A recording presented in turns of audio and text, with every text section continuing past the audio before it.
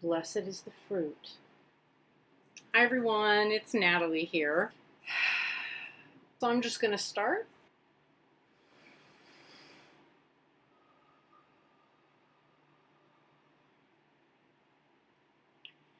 Om Yedama Hetu Prabawa Hetin Taken Tato Gatayo Waka Taken Tayo Niroda Elam Wadi Mahashamana Soha.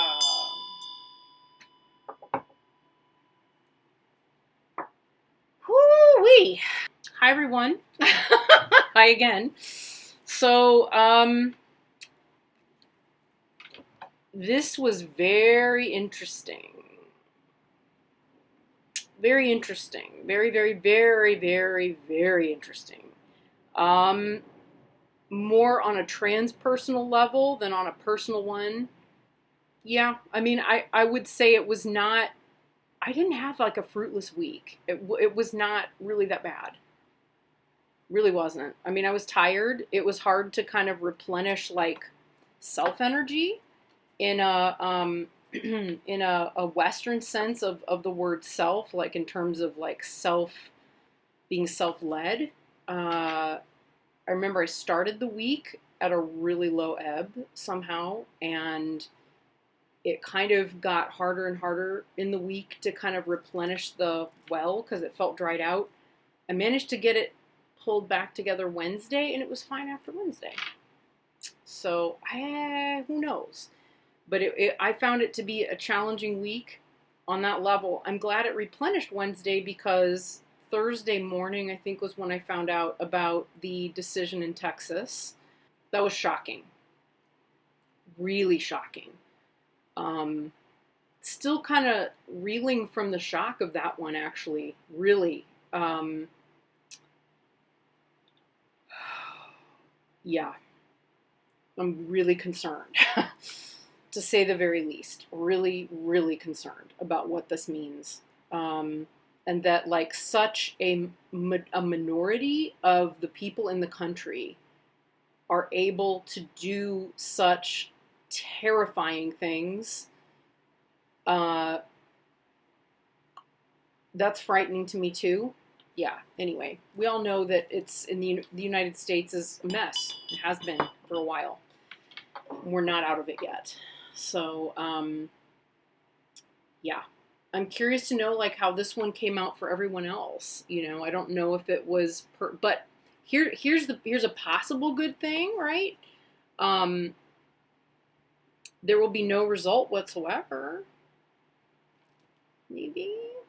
So maybe there holds out a possibility within this previous divination that maybe it won't be quite so bad. Maybe. Like maybe they won't, it won't hold up for very long, and it'll get taken, it'll get disassembled or taken down. I was not alive when Roe v. Wade, before Roe v. Wade, just wasn't. I have heard many stories that terrify me from my elders about what it was like to live under those circumstances. And, my mom's response in some ways was, this is cyclical. This is cyclical. Lots of things in history are cyclical. Yeah, they are. I want to point out, too, though, that it was never the case previously that I'm aware of anyway. And if I'm not aware and there's something I'm missing out on, please educate me because I'm here for that, too. But it's never been the case that vigilante bounty hunters could just literally go out and witch hunt. Based on what exactly? Because if those aren't decisions that people generally make. I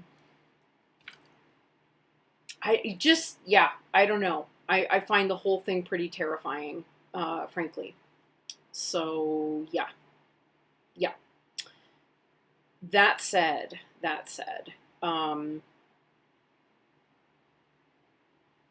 let's look at what the dynamics are going to be in the coming week, knowing that, and anything could happen. That's really the truth. We do have a new moon coming up on the 6th, I think. Yeah, new moon is on September 6th in North America. So like all of the Tibetan stuff that gets celebrated with the new moon will be on the 7th, but the real new moon is on the 6th in North America for Labor Day. Fun times. So I'm spending a lot of time this weekend like cleaning and getting things tidied and doing a lot of stuff around the house because it feels like the right time to do that around the new moon, and I have the ability to, so that's happening. And I also just want to say, guys, when we're looking at a divination for a week to come, we might get a dried up old tree, but we don't know what that means necessarily, right? We don't know what that means, and we don't know how that's going to play out. It's an experiment. And the truth of the matter is that divinations are there to kind of help guide us when those kinds of circumstances arise. And usually when they do, I tend to feel like, oh, that's that situation. So like when I noticed I was really low energy and I felt dried up at the beginning of the week, it was like, oh, yeah, here we go. Then when it was like, when I found out about so I did what I could to try and restore myself. And then when it came about to, toward the end of the week, and I found out about the Supreme Court not stepping in about Texas and their crazy abortion, vigilante thing, that to me, it felt in harmony with this one. So, scorching scorched earth policy. Yeah. So, we can feel it's, so in other words, we don't want to project doom onto a divination. In my personal life, it was not a dooming, thing. Sometimes these divinations come out as beautiful ones and I end up having a really crappy week anyway. Right? Sometimes we get one that's like, oh, gee, that looks really grim. And I don't really notice much. I don't notice that there's much that's grim. They're the overriding sort of prevailing conditions, but the ways in which those affect our lives individually is, who knows? We just don't know how it's going to play out. Keeping in mind, we're here really just to walk a good path. To be the best that we can and just try to walk a good path. So, knowing part of walking a good path, I think sometimes is knowing, hey, these are some prevailing conditions that may come up on that path. And either we have them and we can think, oh, good, this is something beneficial I can take advantage of and use, or, ooh, that could be problematic. So when or if it comes up, I will be able to recognize it and maybe exercise some self-compassion, right? Which was what was helpful this week for me. So that was a good thing. But that's the point. Okay, so let's look at what we've got coming up. Wow, it's taking me forever today. What do we have coming up for the week starting the 5th of September through the 11th of September? 5 to 11. So this will be the outer. Okay, so again, another component that we're familiar with, Tsa. So remembering that Tsa is air. It's air that tends to be moving violently. Doesn't necessarily mean more hurricanes. Interestingly, hurricanes came aground during the scorched earth, right? So, but it's how those elements play out. It's how those elements play out.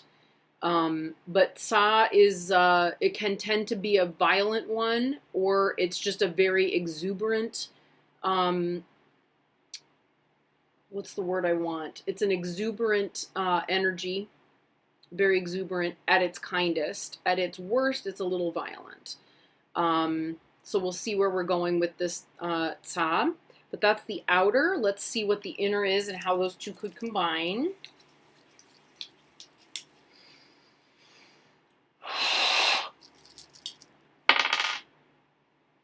Okay. Interesting. Double. So we have tsa tsa, which is not a bad, it's not bad. It's just a lot. It's a lot. It's a lot of karma, which means a lot of movement, a lot of action. The karma family, this is lungs, air, breathing, heaving breaths, yes. Some of you will know that reference, but yeah, it's going to be a lot of movement, a lot of busyness, and so the key, I think, here is going to be exercising wisdom around how we use that energy, and hopefully using it with the intent to use it wisely. Okay, so let's see what we have. It was close to the bottom of the pile, naturally. But here it is. It's a good one. So, tsa tsa. As you can see, like dancing. We have a Garuda with a streamer. We have a beautiful mountain. There's a lot of movement. You can see all the clouds moving. We can see the streamers moving. And it's interestingly called the Streamer of Fame. So, obviously, not all of us are going to go out and get, like, internet famous or famous or whatever, right? But at least probably not. I don't know. Who knows? But if tsa tsa, the streamer of fame, appears, then one's renown and fame will increase, just as the king of the gods, resounds the drum when victorious in war. This is the divination of Garuda's son flying in the sky. So there we have Garuda's son flying in the sky. And there we have the, let's see what we call this, the king of the gods. There we have the king of the gods playing the drum when victorious in war. So whatever it is that we're going to battle for, I mean, that potentially could be very good, right? Depending. Kind of a nice influence to have on your side, right? Garudas are protectors, protector beings. They're very beneficial overall to practitioners. Let's look up. Let's look up our divination. All right. So the sign of this divination is known from the words of Amrita Kundali, who said, "This is the time for proclamations in every direction, just as one hoists a flag at the summit of a mountain." So we have that. I already put it away too quickly. We already have the summit of a mountain with something sticking out of it right there. Yeah, so kind of nice. Yeah. Proclamations in every direction. So speaking up, communicating needs, but also like declaring, right? Declaring stuff. So with family, property, and life, generally speaking, the current situation is positive and your good fortune will increase. Nonetheless, when excessiveness surpasses excessiveness, you will need to catch in small pieces only, i.e. only small things will be accomplished. So tsa tsa is excess. It is excess. So I think, realistically speaking, we can expect that there's going to be a lot going on. So we'll have to do things in bits and pieces in order to get things accomplished. Intentions and aims. There will be success in fulfilling your wishes. If you diligently perform rituals to the Dharma protectors, then any activity that you have begun will be accomplished. Great. Friends and wealth. Most probably you will attain them quickly. So great time for those get-rich-quick schemes, right, that we're all trying to do. Could be a good week for the lottery. Maybe it's a good week for the lottery. Don't know. Enemies. Though there will be fighting, you will be victorious. So yeah, I mean, with tsa tsa, or with this particular syllable, that I would expect that. Tsa it's not comfortable. It's just not comfortable. it's a lot, and it's usually like a lot all at once, right? Guests, the journey will be comfortable and they will return quickly. Also, you'll hear news of them. So, yeah, that's great. You won't just be left without hearing what's going on or when they're going to get there. There will be communication coming about where they are and how quickly. Illness. Although the body is out of balance due to an air disease, there is no danger or cause for concern. Keeping in mind an air disease is just, well, yeah, I mean, it's not that different from the way in which there's some overlaps between Tibetan medicine and Ayurvedic medicine. So if you're familiar with Ayurvedic medicine, you know that like as we're moving into the autumn period in the States or in the upper northern hemisphere, and in the southern hemisphere moving into the spring, that's the time in which air is the most, or vata in Ayurvedic medicine is the most prevalent energy. So it gives us energy, but if we're already stressy or anxious or busy, it could push some things over the edge. So if that's something worth looking up, if you're looking at how to remain more balanced. Other air imbalances would be, anything related to the nerves, anxiety, nervous system in general. What else would we call air? Could be respiratory, but it won't be serious. So that's good. That's a good thing. Dryness. Okay, so air would be also dry skin, dry nose, dry nasal passages. Noticing dryness in the body. That's an air-related imbalance. Anyway. Evil spirits, none bothering you. That's nice. Spiritual practice, there will be great success in fulfilling your spiritual aims. Also, you will obtain great renown. Great. That's lovely. Don't we all want that? Lost article. You will most probably find it quickly by searching in a northeasterly direction from where it was lost. So look in the northeast. Will they come, and will the task be accomplished? It is predicted that they will come. So I'm guessing that probably also means the task will be accomplished. Keeping in mind too, the wisdom family, the karma wisdom family, is the wisdom of all accomplishing wisdom. So that whatever we intend to do, we have everything at our disposal that gives us the ability to move quickly, like green Tara, towards being able to fix, do, create, accomplish whatever it is that's necessary. Okay. All remaining matters. So they're all successful and stable. However, you will face difficulties with activities involving earth and water. You should rely upon making offerings, reciting praises, and performing rituals against curses. Rely upon the meditation practice. I mean, I would call that law. I would call, laws that are really intended to harm and control. Not that different than a curse, right? In some respects. There is some intent, right? There is intent.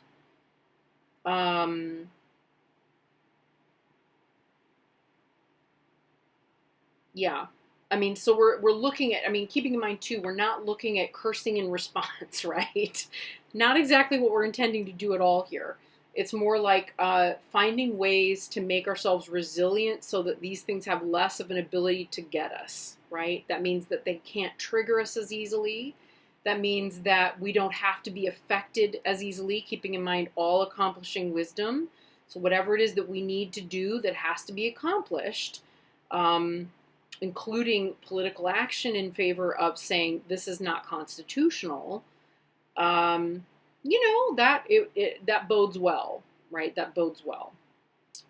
Yeah. Rely upon the meditation practice of wrathful Niladanda, the goddess Santi, and also upon the Dharma protectors such as Chittapati and Nyen Nema, as well as activity deities. Such activities as traveling, flying in the sky, one of my favorite things to do, walking with fast feet, and so on, will meet with success. Success will also be experienced in any activity of expelling, such as expelling ghosts from a certain locale. It's good to make various types of offerings, such as tea, scarves, and the like. This prediction is known as quick settlement and fame. So if you're moving house, I would think that that would probably also be very favorable, right? So quick settlement. The ability to go and get some play, if you're opening a business, this would be very positive. If you're trying to get something done legally, this would be very beneficial energy to work with. If you're pushing business-related paperwork through, again, that would be this would be all good and auspicious for that. I did want to mention, such activities as traveling, flying in the sky, and walking with fast feet, and so on. So it's said that, this is something that, this is not an unusual thing, apparently, we fly on airplanes all the time, right? But obviously medieval Tibet, they're not talking about airplanes. So what are they talking about? Well, with walking with fast feet, for sure, was something that people did. They would have this incredible energy, apparently, that would give them the ability to do this kind of amazing fast walking that was way more efficient than running, and would get them where they were going very, very quickly and very efficiently. Yeah, almost like the ability to transcend gravity in some ways through this quick walking. So that makes me wonder if flying in the sky is very similar to the principle of quick walking, where you quick walk so quickly that you can just lift off, maybe? I don't know. It's a new one on me, but I like it. I like it. Don't recommend going out and trying it, but who knows, right? So, yeah, that's some powerful energy to work with for the coming week, folks. So I hope it's something that is helpful to you. And as always, I wish you tremendous peace. And yeah, may we all be at ease. May we all be at ease. All right. See you again soon. Bye.